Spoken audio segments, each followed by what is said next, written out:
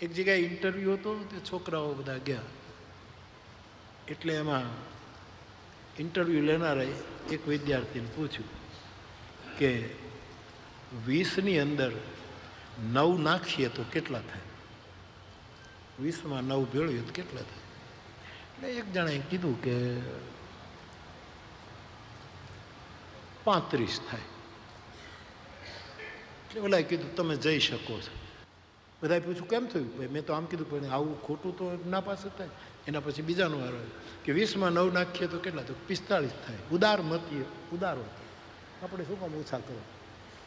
45 તમે જઈ શકો છો. અને છેલ્લો જે સાવ ઠોઠ હતો એ ગયો, નોકરીમાં સિલેક્ટ થઈ ગયો. એને પહેલાં પૂછ્યું કે 20માં 9 ભેળવીએ તો કેટલા થાય? તો કે 28. હવે જવાબ તો ખોટો જ છે. પાસ થઈ ગયો, ઓર્ડર લઈને નીકળ્યો. બધા કંઈક પણ તું કેમ પાસ થયો? તે શું કીધું? મેં કીધું 28. કે ખોટું તો તું બોલ્યો. તો એ કેમ પાસ થઈ ગયો? કે ખોટું તો હું બોલ્યો, પણ સત્યની નજીક આંકડો હતો. 28 અને 29માં જાજો એમ થોડુંક સત્યની નજીક રહેવાશે તો પણ શિવ મળશે.